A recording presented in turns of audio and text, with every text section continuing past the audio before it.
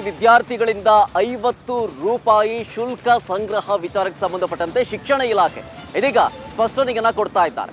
ಕಳೆದ ಬಾರಿಯೂ ಕೂಡ ಅಷ್ಟೇ ಇದೇ ರೀತಿಯಾಗಿ ಶುಲ್ಕ ಸಂಗ್ರಹವನ್ನ ಮಾಡಲಾಗಿತ್ತು. ಆದರೆ ಈ ವರ್ಷ ಯಾವುದೇ ರೀತಿಯಾದಂತಹ ಆದೇಶವನ್ನ ಹೊರಡಿಸಲಿಲ್ಲ. ಆದರೆ ಕಳೆದ ವರ್ಷದ ಆದೇಶದಂತೆಯೇ ಈ ವರ್ಷವೂ ಕೂಡ ಶುಲ್ಕವನ್ನ ಸಂಗ್ರಹ ಮಾಡಲಾಗಿದೆ ಅಂತ ಹೇಳಿ ಶಿಕ್ಷಣ ಇಲಾಖೆ ಇದೀಗ ಸ್ಪಷ್ಟನೆಯನ್ನ ಕೊಡ್ತಾ ಇದ್ದಾರೆ. ಕಳೆದ ವರ್ಷ ಈ ರೀತಿಯಾಗಿ ಶುಲ್ಕವನ್ನು ವಿಧಿಸಲಾಗ್ತಾ ಇದೆ. ಕಳೆದ ವರ್ಷದಿಂದಲೂ ಕೂಡ ಇದೇ ರೀತಿಯಾಗಿ ಶುಲ್ಕವನ್ನು ವಿಧಿಸಲಾಗ್ತಾ ಇರೋದು. ಅದೇ ಥರನೇ ಈ ವರ್ಷವೂ ಕೂಡ ಶುಲ್ಕವನ್ನು ವಿಧಿಸಲಾಗಿದೆ. ಶುಲ್ಕ ಭರಿಸುವುದಕ್ಕೆ ಹೊಸದಾಗಿ ಯಾವುದೇ ಆದೇಶವನ್ನು ಮಾಡಿಲ್ಲ. ಆದರೆ ಕಳೆದ ವರ್ಷದ ನಿಯಮದಂತೆಯೇ ಶುಲ್ಕವನ್ನು ಸಂಗ್ರಹಿಸಲಾಗಿದೆ ಅಂಥೇಳಿ ಮಾಧ್ಯಮ ಪ್ರಕಟಣೆಯ ಮೂಲಕ ಶಿಕ್ಷಣ ಇಲಾಖೆ ಸ್ಪಷ್ಟನೆಯನ್ನು ಕೊಡ್ತಾ ಇದ್ದಾರೆ. SSLC ವಿದ್ಯಾರ್ಥಿಗಳಿಂದ 50 ರೂಪಾಯಿ ಶುಲ್ಕ ಸಂಗ್ರಹವನ್ನು ಮಾಡಲಾಗ್ತಾ ಇತ್ತು. ಯಾಕೆ ಏನು ಕೆಲವೊಂದಿಷ್ಟು ಗೊಂದಲಗಳಿತ್ತು.